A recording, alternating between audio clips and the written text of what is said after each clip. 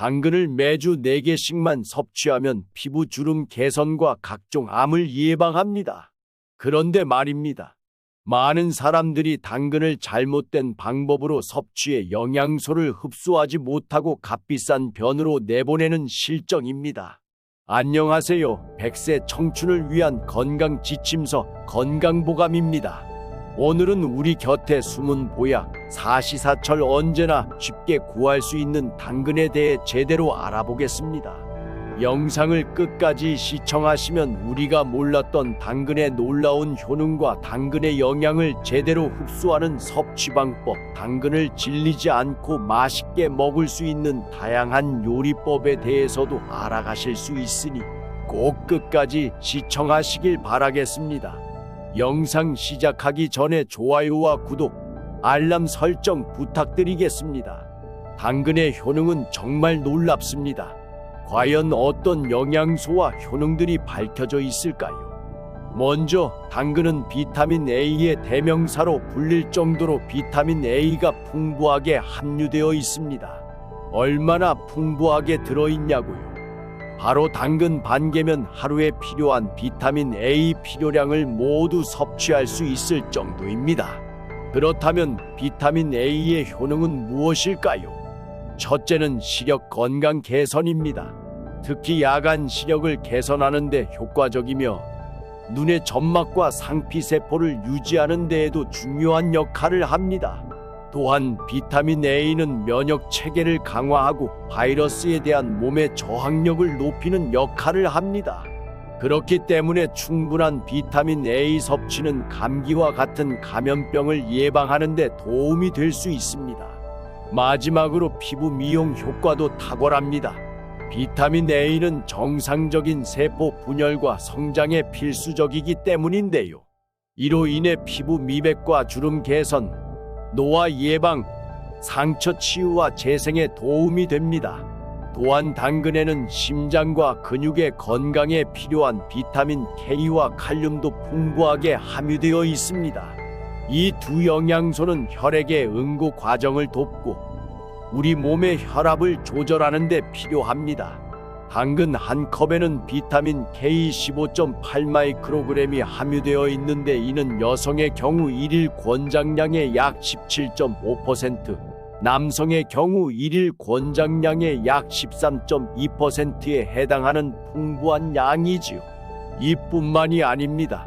당근의 주황색 색소 성분인 카로티노이드는 강력한 항산화 성분으로 세포의 산화적 스트레스로부터 보호하는 역할을 합니다. 이로 인해 당근은 위암, 대장암, 전립선암, 백혈병, 폐암 등 여러 암 예방에 도움이 된다는 연구가 많습니다. 닝보대학 부속의과대학병원에서 진행한 2018년 메타 분석에 따르면 당근 섭취량이 많을수록 유방암 위험이 감소하는 것으로 밝혀졌습니다. 또한 5만 7천 명을 대상으로 시행한 2020년 남덴마크대학교 임상연구과 연구에 따르면 당근은 결장암 예방에 도움이 되는 것으로 나타났고 그뿐만 아니라 소화기관암 예방에도 도움이 되는데 미국 암연구협회에 따르면 소화기관암 발생 위험이 감소한 것으로 밝혀졌습니다. 이렇게 많은 연구들에서 암 예방 효과가 검증된 것은 놀라운 일입니다. 그렇다면 이러한 당근의 영양소를 제대로 흡수하기 위해서는 어떻게 해야 할까요? 바로 볶아서 드시는 것입니다. 그 이유는 당근의 주요 영양 성분인 비타민 A와 카로티노이드 성분은 물보다 기름에 잘 녹는 지용성 성분이기 때문이지요. 2012년 연구에 따르면 생당근에 함유된 비타민 A와 베타카로틴의 생체 이용률은 11%인 반면 당근을 볶아서 섭취할 경우 6배가 증가하는 것으로 알려졌습니다. 토마토의 라이코펜도 생으로 드시는 것보다 기름에 볶아서 먹는 것이 흡수율이 높아지는 것과 같은 원리이지요. 그런데 말입니다. 섭취 시 주의사항도 있습니다. 당근을 과도하게 섭취하면 혈류에 베타카로틴이 많아져 피부가 주황빛으로 변할 수도 있습니다. 이를 카로틴 혈증이라고 부르는데 비타민 A 또한 과도하게 축적되어 독성이 나타날 수 있습니다. 그러나 이는 당근을 매일 5개 이상 과도하게 섭취하는 경우 발생하니 그 이하로 적당량 드실 것을 권장드립니다. 또한 당근을 드실 때에는 오이 섭취는 피하는 것이 좋습니다.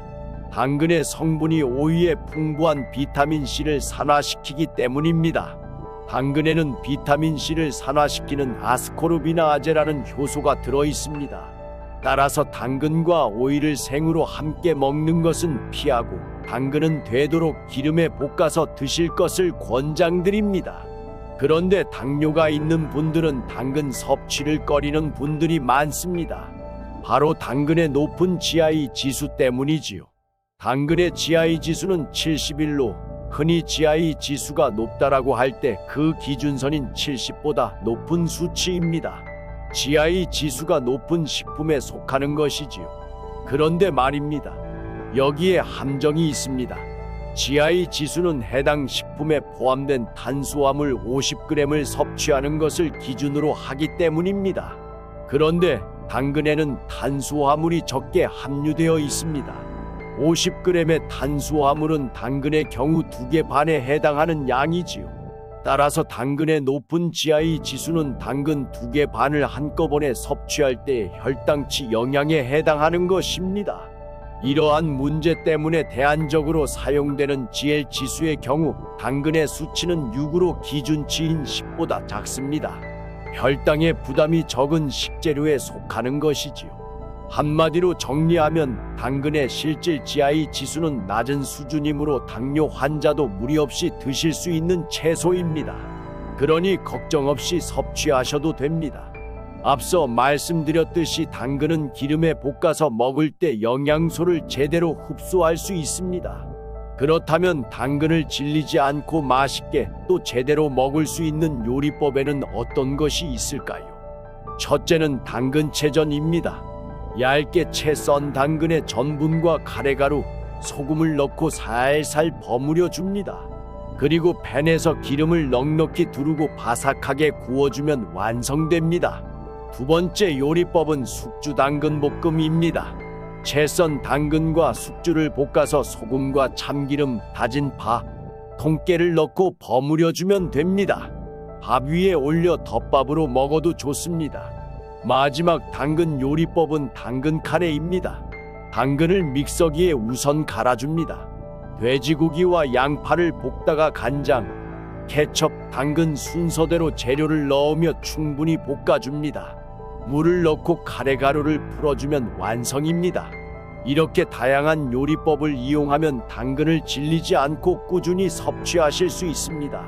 자, 이제 여러분은 당근의 효능과 부작용, 알맞은 조리 방법과 요리법에 대해서 아셨을 것입니다. 우리 주변에서 쉽게 구할 수 있는 식재료인 만큼 질리지 않고 꾸준히 섭취하는 것이 중요하겠습니다. 오늘 내용을 잘 숙지하시고 건강한 삶을 영위하시길 바라겠습니다.